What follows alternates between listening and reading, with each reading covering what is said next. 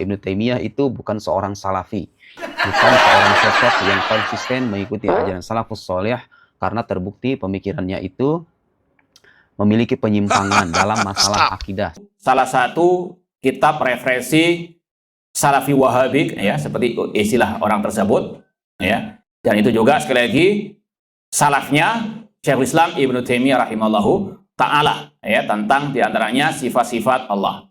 Kemudian yang abad ketiga Hijriah, ada sebuah kitab judulnya Ijma' Salaf fil I'tiqad, Ijma' Salaf tentang akidah, oleh Imam Harb Al-Kirmani yang wafat tahun 280 Hijriah, murid dari Imam Ahmad rahimahullah ta'ala. Beliau mengatakan dalam kitab ini, kita baca sebagiannya, khalaqallahu sab'a samawatin ba'duha fawqa ba'd. Allah menciptakan 7 langit, sebagiannya di atas sebagian yang lain. Sampai kepada kata-kata wal ma fawqas sama'il ulya asabi'ah. Air ada di atas langit yang ketujuh. Wa arsyur rahman azza wa jalla fawqal ma. Dan arsy-nya Allah ada di atas langit. Sebagaimana sabda Rasul, wa kana arsyuhu 'alal ma. Wallahu tabaraka wa ta'ala 'alal arsy. Allah di atas arsy. Ya, sekali lagi ini akidah Ibnu Taimiyah, akidah Salafi Wahabi. Apakah ini sesat? Ya, ini sekali lagi naudzubillah min dzalik. Dan ini yang dikatakan juga oleh muridnya Imam Asy-Syafi'i, Imam Al-Muzani di awal kitabnya Syarh Sunnah. Alin 'alal arsy. Allah tinggi di atas al-arsy. Ya, kalau Salafi Wahabi tuduh ya imamnya hanya Ibnu Taimiyah, naudzubillah min dzalik, sekali lagi ini dusta. Apalagi alhamdulillah kita sudah mengajarkan kitab-kitab tersebut ya sejak mungkin 20 tahun yang lalu. Sampai detik alhamdulillah, semoga Allah berikan kepada kita keistiqomahan sampai akhirat kita nanti. Beliau mengatakan wal kursi maudhi'u qadamai. Kursi, ya kursinya Allah maknanya tempat kedua telapak kaki Allah. Enggak ada takwil-takwil di sini. Beliau menetapkan sifat al-qadam bagi Allah. Apakah ini sesat? Padahal sekali lagi beliau mengatakan ini ijma' salah, menetapkan apa adanya tanpa menyerupakan dengan makhluk. Enggak ada kata-kata ini jism ataupun ini bukan jism dan sebagainya. Menetapkan apa adanya. Dan ini juga riwayat dari Abdullah bin Abbas tentang kursi Allah maudhi'ul qadamain. Kemudian ditambahkan lagi oleh Imam Halab Al-Kirmani, wa huwa 'alal arsy fawqa sama'i sabi'ah. Allah di atas aras, di atas langit yang ketujuh. Kemudian beliau mengatakan lagi, wallahu tabaraka ta'ala sami, Allah Maha mendengar, sampai kepada kata yadhak, Allah tertawa, wa yafrah, bergembira, seperti yang sudah kita lewati dalam akidah al-wasithiyah. Sama seperti yang dikatakan oleh Syekhul Islam Ibnu Taimiyah, tanpa takwil, tanpa tasybih, tanpa takyif. Kemudian beliau mengatakan wa yanzil kulla lailatin ila sama'i dunya kaifa sya. Allah turun ke langit dunia seperti kawalan terakhir sesuai dengan kehendaknya. Enggak ada takwil, yang turun malaikatnya enggak ada. Ini ijma' salaf kata Harb Al-Kirmani. Ini akidahnya Syekhul Islam Ibnu Taimiyah rahimahullah. Wa qulubul ibad baina usbu'aini min asabir rahman. Hati-hati para hamba ada di antara dua jemari Allah. Yuqallibu kaifa yasha. Allah membolak-balikkan sesuai dengan kehendaknya. Tanpa ada takwil, ditetapkan apa adanya. Ini akidahnya Salafi Wahabi. Ya wa khalaqa Adam biyadi. Dan ini sekali lagi kata Harb Al-Kirmani, ijma' as-salaf seperti dalam muqaddimah beliau. Ini yang abad ketiga Hijriah. Kita baca yang abad keempat Hijriah yang sudah menjadi langganan kita, kitab Tauhid karya Imam Ibnu Khuzaimah rahimahullah taala. Coba kita samakan lafaz Ibnu Taimiyah dalam akidah wasithiyah dengan yang dikatakan oleh Ibnu Khuzaimah.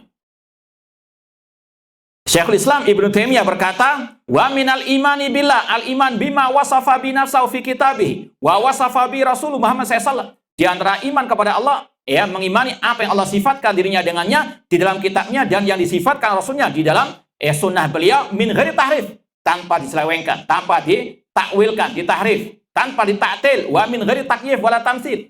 Ini akidahnya Ibnu Taimiyah rahimahullah. Kemudian beliau menyebutkan dalam bab ini sifat wajah, sifat tangan dan seterusnya. Ini salaf beliau, Imam Ibnu Khuzaimah yang wafat tahun 311 Hijriah. Dalam kitab At-Tauhid wa Itsbatu Sifatillah. Ini spesialis masalah sifat-sifat Allah Subhanahu wa taala. Imam Ibnu Khuzaimah, dan beliau adalah murid dari muridnya Imam Asy-Syafi'i rahimahullah. Ada bab, ini halaman 10, bab dzikri itsbati wajhillah. Bab penyebutan sifat wajah bagi Allah. Kata Imam Ibnu Khuzaimah rahimahullah, fanahnu wa jami' ulama'ina min alil Hijaz wa Tihama wal Yaman wal Iraq wa Syam wa Misr madhabuna anna nusbitu lillah ma asbatahu Allah li nafsi. Kami dan semua ulama-ulama kami dari negeri Hijaz, Tihama, Yaman, Irak, Syam dan Mesir, madhab kami adalah menetapkan bagi Allah apa yang Allah tetapkan bagi dirinya. Sama nggak dengan yang diucapkan oleh Ibnu Taimiyah tadi? secara maknanya, kesimpulannya. Nah, kemudian kata beliau, nuqiru bidzalika bi alsinatina. Kita mengikrarkan dengan lisan kita. Wa nusaddiq bidzalika bi qulubina. Dan kita membenarkan dengan hati kita. Min ghairi an nusabbiha wajah khaliqina bi wajhi alimin makhluqin. Tanpa kita serupakan wajah khaliq pencipta kita dengan wajah seorang pun dari makhluk. Menetapkan tanpa menyerupakan. Ini yang disesatkan oleh sang akidah filsafat tadi. Ini bukan madzhab salaf. Kalau nggak salaf ini sopo gitu. Ibnu Khuzaimah, ya? Bukan salaf dah ini. Ya sekali lagi, ya wallahu alam, pura-pura nggak tahu apa memang taib jahil nggak tahu kitab-kitab akidah seperti, padahal juga ini ulama di antara madzhab ya Asy-Syafi'i rahimallah.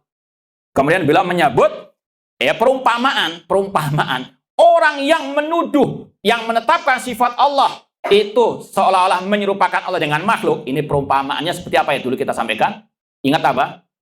Ya, KBS. Ini diungkapkan oleh Ibnu Khuzaimah, kata beliau, ya, lakana kullu qailin inna li bani adam wajhan walil khanazir wal qirada wal qila wasiba wal hamir wal bighal wal hayat wal aqarib wujuhan qasyabbaha wujuha bani adam bi wujul khanazir. Berarti kalau ada orang yang mengatakan manusia punya wajah babi, kera, anjing, binatang-binatang buas, keledai, anjing dan selainnya itu juga punya wajah. Betul enggak? Apakah yang mengatakan binatang itu punya wajah berarti menyamakan wajah binatang dengan wajah manusia? Apakah ada orang yang memahami seperti itu? Misalnya saya tadi dari kebun binatang lihat monyet. Kamu jangan menyamakan saya dengan monyet. Itu siapa yang nyamakna itu? Paham ya? Gak ada kelaziman. Ini antara makhluk saja. Gak ada kelaziman menetapkan ya manusia punya wajah, binatang punya wajah berarti menyamakan. Tidak ada.